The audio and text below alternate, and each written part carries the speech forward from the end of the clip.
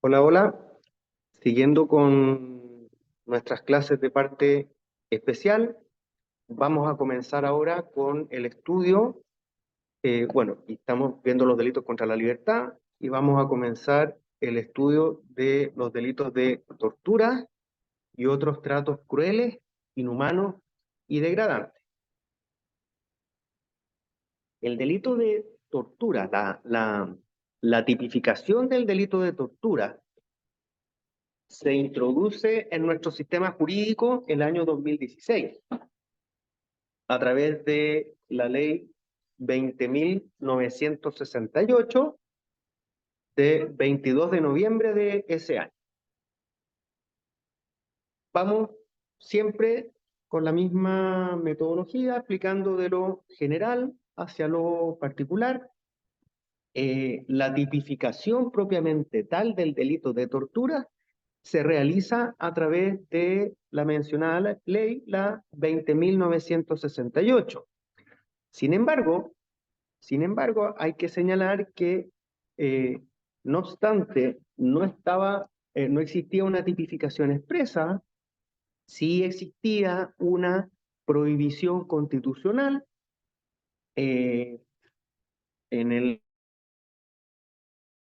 en el artículo 19, número 1, que prohibía la aplicación, o sea, se prohíbe hasta el día de hoy, la aplicación en nuestro sistema de todo apremio ilegítimo. Pero aquí vamos a ver el tipo penal de las torturas. Para el orden constitucional, lo relevante es, es la situación de que con los apremios ilegítimos, eh, dicen algunos, se ve afectada la libertad y seguridad de las personas. En nuestro concepto, y ya un criterio que se está asentando tanto en la jurisprudencia como en la doctrina, el bien jurídico protegido en estos delitos es la integridad moral. No es un mero, no se trata de un mero atentado en contra de la libertad y seguridad de las personas. Algunos señalan que además se pone en riesgo la propia vida de la víctima. Nosotros señalamos que lo que es protegido es la integridad moral. ¿A qué se refiere la integridad moral? ¿Qué consiste?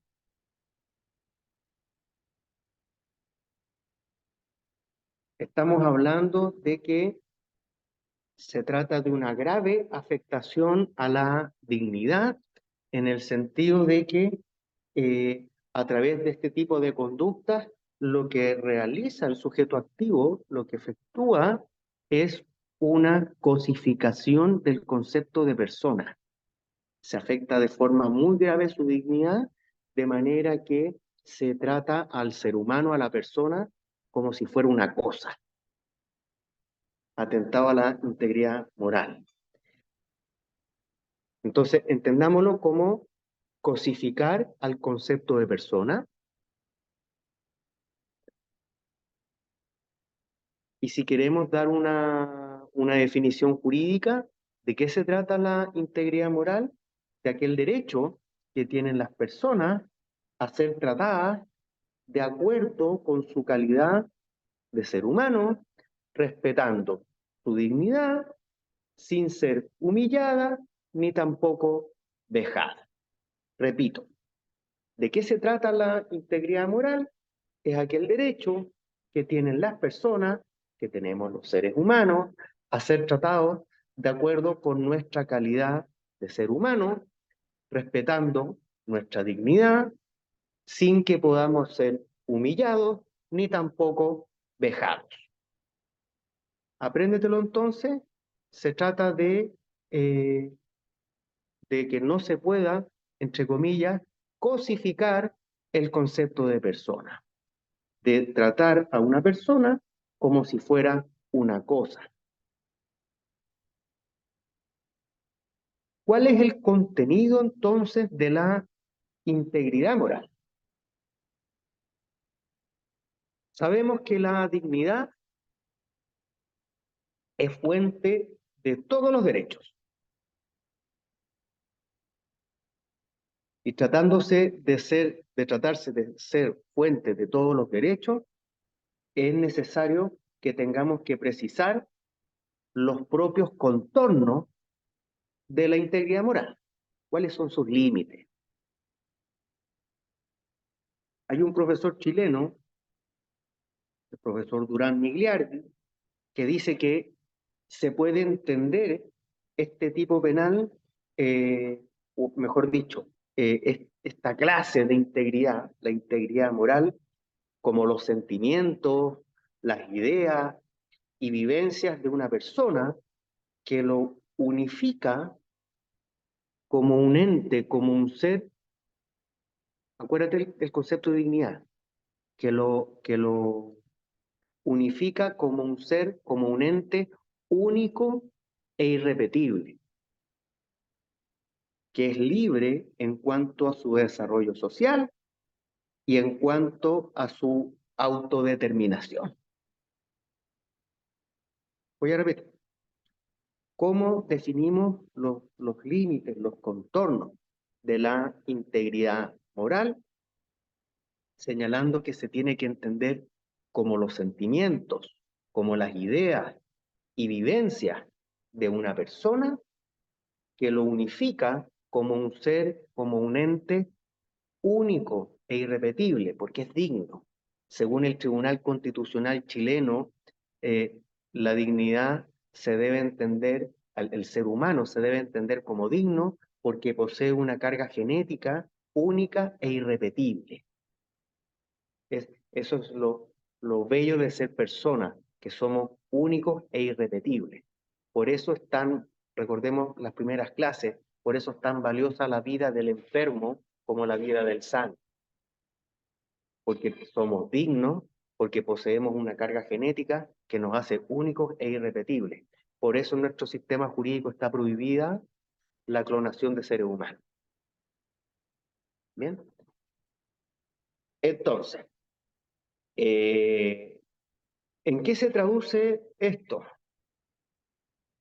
¿Cuáles son los efectos en nuestro sistema jurídico de proteger a la integridad moral?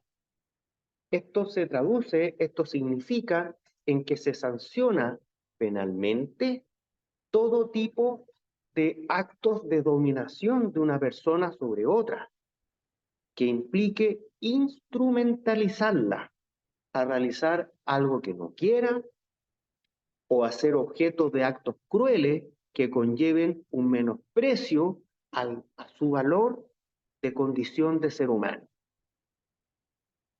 Repito, perdón lo majadero, entendamos, no, a que no se pueda cosificar el concepto de persona.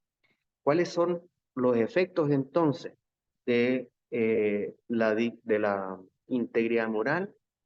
En que se sanciona penalmente todo tipo de actos de dominación de una persona sobre otra, que implique instrumentalizarla para realizar algo que no quiera o hacer objeto de actos crueles que conlleven un menosprecio a su valor de la condición de ser humano. Vamos al delito de torturas propiamente tal. Vamos a leer, por favor, el artículo 150A del Código Penal.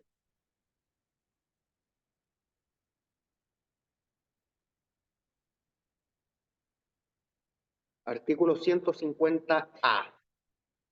El empleado público que abusando de su cargo, el empleado público que abusando de su cargo o sus funciones aplicare, ordenare o consintiere en que se aplique tortura, será sancionado con presidio mayor en su grado mínimo. Igual sanción se impondrá al empleado público que, conociendo de la ocurrencia de estas conductas, no impidiere o no hiciere cesar la aplicación de tortura, teniendo la facultad o autoridad necesaria para ello o estando en posición para hacerlo.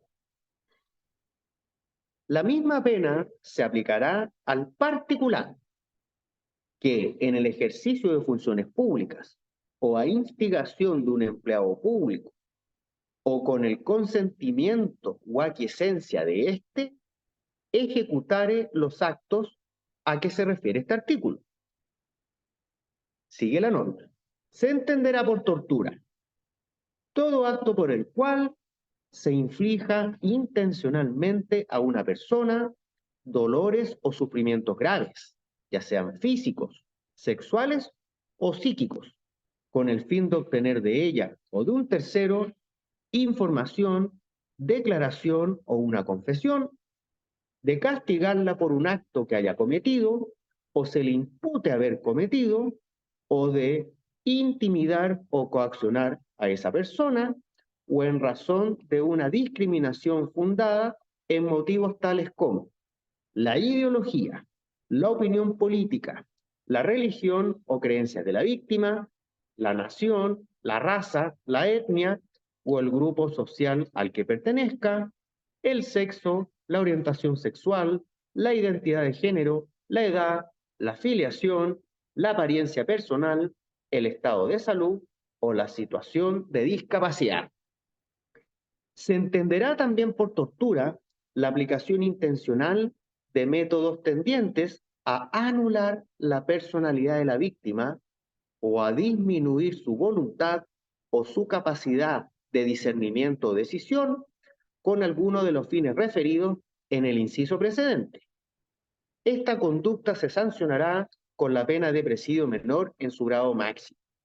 No se considerarán como tortura las molestias o penalidades que sean consecuencia únicamente de sanciones legales, que sean inherentes o incidentales a estas, ni las derivadas de un acto legítimo de autoridad. Hay dos delitos que son problemáticos de interpretar en la práctica. Por una parte, los delitos de apremios ilegítimos y por otro lado, el delito de tortura. De la lectura que acabamos de hacer de la norma, ¿cuál sería entonces el criterio para identificar la diferencia entre el apremio ilegítimo y la tortura? Respuesta. Ambos comparten la protección del mismo bien jurídico penal. ¿Cuál es el bien jurídico penal? La integridad moral. Esto es, no se puede cosificar el concepto de persona. Pero ¿cuál sería entonces la diferencia entre el apremio y la tortura? En que la tortura exige, además de cosificar al concepto de persona, las finalidades especiales que señalamos hace un momento. Castigar, humillar, vejar, etc. Si quieren entenderlo de otra manera, la diferencia en la tipificación del apremio ilegítimo con la tortura se encuentra en el aspecto subjetivo. Ambas comparten la protección al mismo bien jurídico penal, esto es, la integridad moral. No se puede cosificar el concepto de persona, pero en el delito de tortura se exige algo más, que es ese algo más que se exige perseguir algunas de estas finalidades que el derecho reprocha. Castigar, vejar, humillar, etc.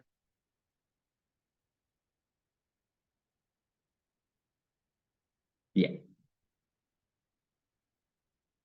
Vamos a la conducta típica. En primer lugar, sujeto activo. ¿Quién puede ser? El funcionario público. Excepcionalmente puede ser un particular siempre y cuando se cumpla con las condiciones que se señalan en el inciso segundo. En el inciso segundo del artículo 150A se establece lo que en otras clases hemos denominado como regla especial de comunicabilidad. Recordemos que en nuestro concepto, en el Código Penal chileno, no existe una regla general de comunicabilidad. Lo voy a resumir muy brevemente. Artículo 64 del Código Penal, en el inciso primero se establece que las condiciones subjetivas, las que son inherentes a la persona, no se comunican. Por ejemplo, el ser funcionario público. O eres funcionario o no eres funcionario. En el inciso segundo se establece que las condiciones objetivas, esto es, las que son inherentes al hecho, esas se comunican al resto de los intervinientes siempre y cuando al momento del delito se tenga conocimiento de ellas. Bien. Desgraciadamente, en nuestro sistema jurídico no existe una regla general de comunicabilidad, como existen en otros códigos penales. Cuando hablo de reglas generales de comunicabilidad, por ejemplo, si en nuestro artículo 15 existiera un número 4 que se refiere a esta situación. ¿Qué hace el legislador chileno? Cuando ha querido hacerse cargo del problema de la comunicabilidad, lo ha hecho a través de reglas especiales. Y aquí tenemos, a modo de ejemplo, una regla especial, que es el artículo 150A, inciso segundo, que castiga al particular que comete tortura siempre y cuando realiza la conducta con la aquiescencia del funcionario público. 150A, inciso segundo. Si quieres decirlo de otra manera, esta regla especial de comunicabilidad hace punible al particular que comete tortura si es que se ha cometido en el ejercicio de alguna función pública, con la aquiescencia, con el permiso, con la autorización, con la displicencia del funcionario público. Pero el particular no puede ser sujeto activo, como regla general, del delito de torturas. Cometerá otro delito, lesiones, homicidio frustrado. No estoy diciendo que el particular que cometa alguna de estas conductas no es punible. Será punible a través de otro delito. Pero para ser punible de tortura, el sujeto activo tiene que ser un funcionario público, salvo que se cumpla con las condiciones de estas reglas especiales de comunicabilidad que se señalan en el 150A, inciso segundo. Bien. ¿De qué se trata la conducta típica? Son varias formas. Por ejemplo, ordenar un acto de tortura. Aquí nos encontramos frente a un acto preparatorio punible del empleado público. Ordenar un acto de tortura. ¿Qué más? Consentir en un acto de tortura. Aquí nos encontramos frente a la tipificación de una conspiración, también solo del empleado público. En tercer lugar, aplicar o ejecutar un acto de tortura. Esta conducta puede ser cometida por un empleado público o por un particular, cumpliéndose con la regla especial de comunicabilidad a la que hicimos referencia hace un momento. Y por último, encontramos como conducta típica omitir, impedir o cesar la aplicación de tortura. Esta es una figura de omisión propia que solamente puede cometer el empleado público. Recordemos que la omisión propia consiste en un delito de omisión expresamente tipificado en la ley. ¿En qué consistía la omisión impropia? Recordemos que la omisión consiste en no evitar el resultado, estando el sujeto en la obligación de evitarlo. ¿Quiénes son los sujetos que tienen la obligación de evitar resultados? Los que se encuentran en posiciones de garante.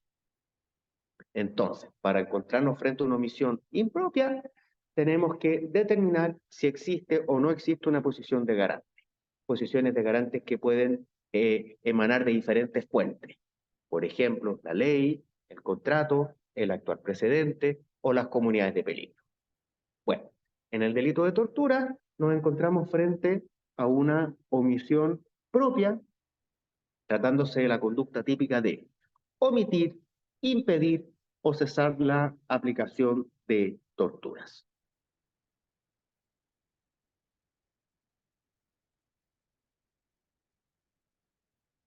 Vamos a las figuras agravadas. Figuras agravadas de tortura. Artículo 150b. Leo. Si con ocasión de la tortura se cometiere, además, 1.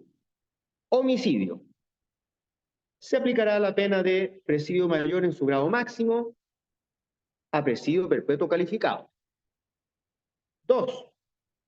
Alguno de los delitos previstos en los artículos 361, delitos sexuales, 362, 365 bis, 395, 396 o 397, ahí tenemos delitos contra la salud individual. Número 1, 397 número 1, el 397 número 1, recordemos, están las lesiones graves gravísimas, hipótesis de muerte en vida, notablemente deforme, impotente, etcétera, etcétera. La pena será de presidio mayor en su grado máximo a presidio perpetuo. Número 3, alguno de los cuasi delitos a que se refiere el artículo 490 número 1, la pena será de presidio mayor en su grado medio. Recordemos que el cuasi delito tiene una regla especial de penalidad. En el número 1 se establece la regla especial de penalidad si es que el delito doloso base, si es que el delito doloso equivalente tuviera asignada una pena de crimen. ¿Cuáles eran las penas de crímenes en nuestro sistema? 5 años y 1 día o superior.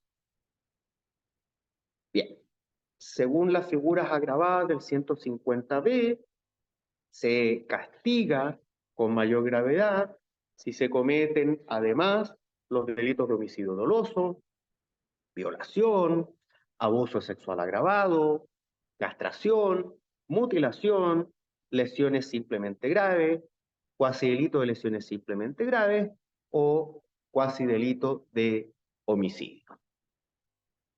Existe otra figura agravada en el artículo 150c. Leo. En los casos previstos en los artículos 150a y 150b, se excluirá el mínimo o el máximo, el mínimo o el grado mínimo de la pena señalada, según corresponda, al que torture a otro que se encuentre legítima o ilegítimamente privado de libertad, en cualquier caso, bajo su cuidado, custodia o control. ¿Por qué se trata de una figura agravada? Porque se establece un marco rígido al momento de determinar la pena.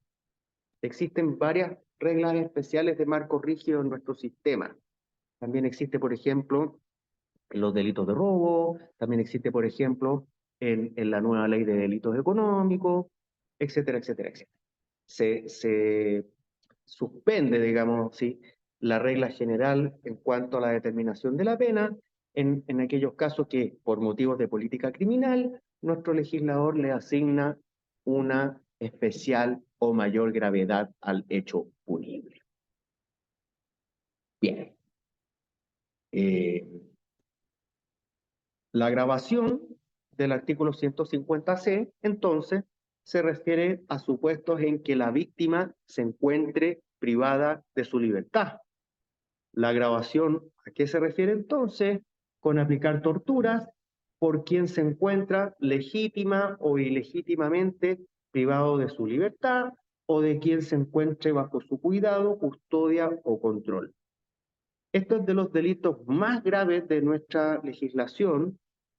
¿Por qué? Porque la pena aplicable es la de presidio perpetuo calificado. ¿En qué consistía el presidio perpetuo calificado?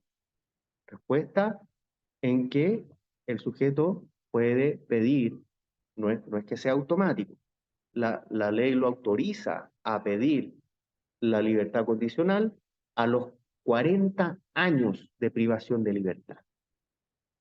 ¿Y cuál es la diferencia con el presidio perpetuo simple? En el presidio perpetuo simple, nuestro sistema autoriza al sujeto a solicitar la libertad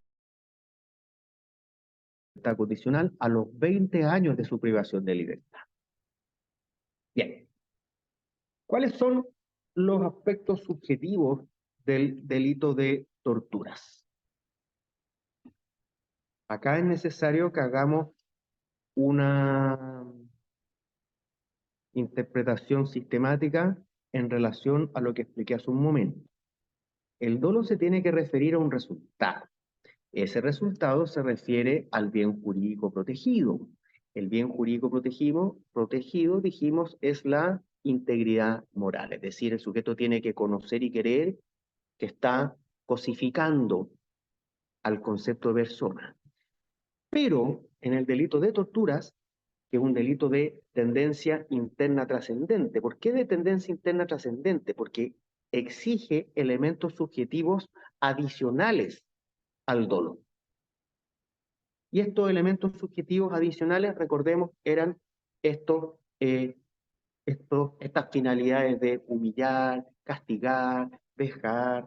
Entonces, si quieres resumirlo de otra manera, a obtener información, a disciplinar, a discriminar. La existencia de estos elementos subjetivos especiales elimina la posibilidad del delito culposo.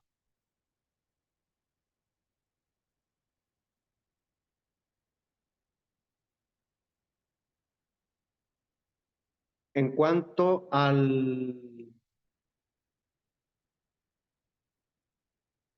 iter criminis, la participación en los concursos, recordemos que el sujeto activo solamente puede ser el empleado público, el particular puede serlo excepcionalmente cuando se cumpla con esta regla especial de comunicabilidad que se señala en el artículo 150, inciso 150A, inciso segundo. Y los artículos 150A y 150B se hacen cargo de todos estos problemas. Recordemos que existía en el artículo 150B figuras agravadas. Si con ocasión de la tortura se cometiera además homicidio, violación, lesiones, etcétera, etcétera, etcétera, lesiones simplemente graves, etcétera. Esas son reglas concursales que en nuestro sistema están expresamente tipificadas como figuras agravadas de torturas.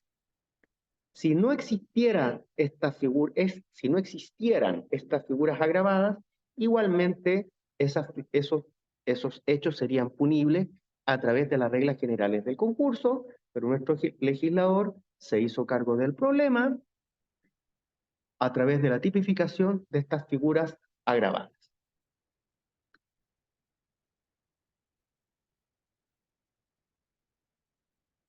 Y ahora pasamos a estudiar el delito de apremios ilegítimos y otros tratos crueles, inhumanos y degradantes. Por supuesto.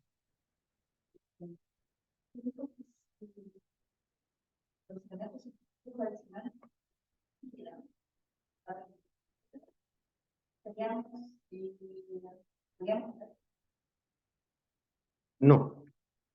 La exigencia de estos elementos subjetivos especiales hace que se elimine la posibilidad de cometer la tortura a través de un cuasidelito. La única posibilidad del aspecto subjetivo es el dolo.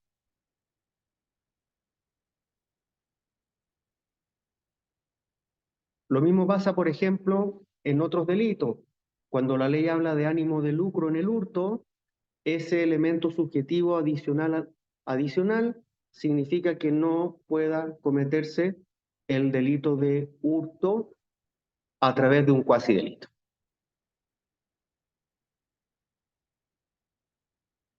Apremio ilegítimo, entonces, artículos 150D y 150F.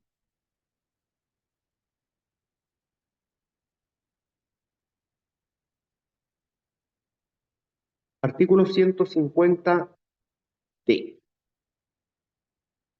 El empleado público que en incumplimiento de los reglamentos respectivos actúe abusando de su cargo o que en el ejercicio de sus funciones aplique, ordene o consienta en que se apliquen apremios ilegítimos u otros tratos crueles, inhumanos o degradantes, que no alcancen por su gravedad a constituir tortura, será castigado con las penas de presidio menor en sus grados medio a máximo y la accesoria correspondiente.